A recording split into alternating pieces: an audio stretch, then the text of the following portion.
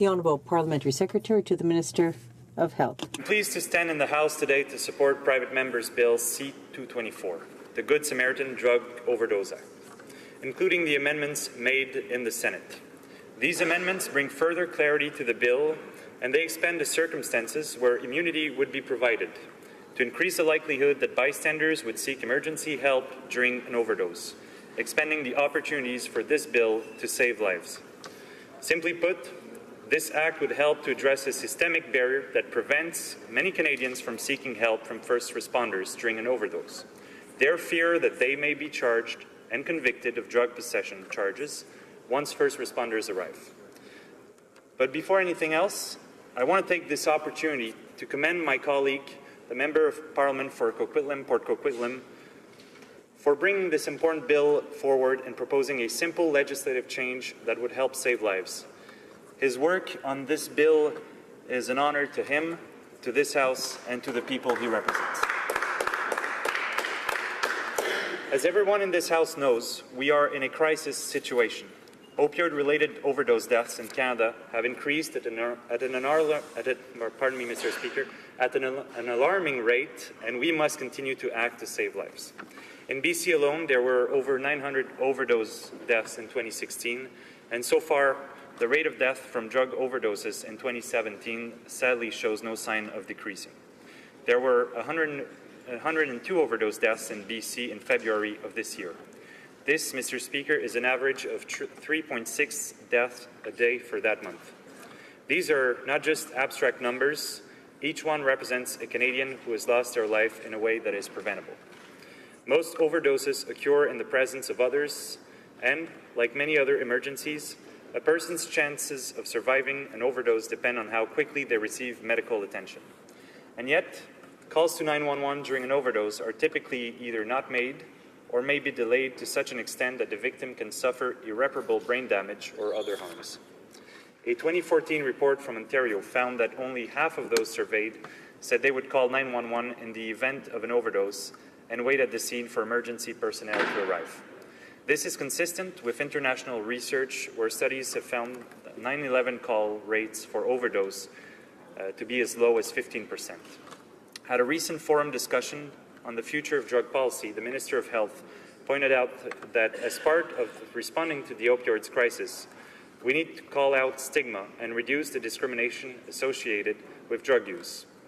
Colleagues, the high rates of drug overdose deaths that we are seeing in this country and the low rate at which Canadians are willing to contact emergency services when they witness an overdose are unacceptable and clearly point to an issue that is being made worse by stigma and by fear, the impacts of which must be addressed before we lose more lives. Grâce à la nouvelle stratégie canadienne. Thanks to the Canadian drug strategy, the Government of Canada supports the response to this crisis, which is focused on cooperation, compassion, and evidence. We use the approach of 4 pillars: prevention, treatment, harm reduction, and law enforcement on the basis of evidence. The Good Samaritan law is part and parcel of our anti-drug policy. The elimination of the drug possession charge for people asking for help during an overdose situation is a harm reduction measure that balances this with public health. This is an opportunity for law enforcement officers to support the trust relationship with drug users, which could give these people better opportunities to get treatment when they are ready. As drafted originally, Bill C-224 guaranteed immunity against charges of simple possession for anyone who is a witness to or victim of an overdose if that person asks for first responders or police. To the bill. Most of these amendments are meant to bring further clarity to the legal text so that it can be more easily interpreted by law enforcement and the courts. I won't spend too much time on these amendments except to say that the government supports them and that they certainly strengthen the bill. For example, the amendments make it clear that the law would protect those who call and leave the scene as well as those who arrive at the scene after the call has been made. In addition, the amendments clarify that witnesses to an overdose, as well as the person who has overdosed, would be provided with immunity under this proposed law. The more substantive amendment proposed by the Senate would expand the immunity provided by Bill C-224 to include protection from charges for offences concerning a violation of a pretrial release, probation order, conditional sentence, or parole relating to simple possession. I understand that this broadened scope of the immunity provided under the Good Samaritan Act may cause some of the members of this House to reconsider their support for this bill. But, Mr. Speaker, we are in a crisis situation where preventable deaths are occurring daily, and I urge each member of this House to maintain their support for this important piece of legislation. The Government of Canada would not be the first to provide such immunity. In fact, 15 states in the U.S. have a Good Samaritan drug overdose law that provides immunity for charges of possession, as well as protections from probation or parole violations.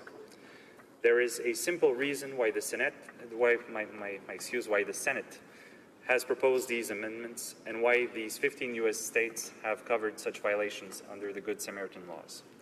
It's because fear of being charged for possession of a controlled substance is only one reason why people are afraid to seek help during an overdose.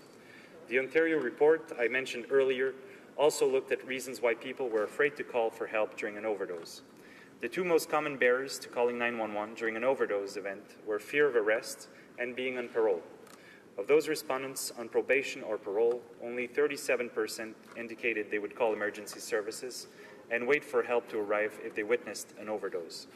L'élargissement de l'immunité garantie. Broadening of immunity guaranteed under C-224 would increase the number of situations where it could be a matter of life and death, while not preventing law enforcement officers to enforce the law when it comes to more serious charges, that is, such as trafficking in controlled substances when they appear at the scene of a crime. Mr. Speaker, like many others have underlined, it's not easy to fight the current opioid crisis.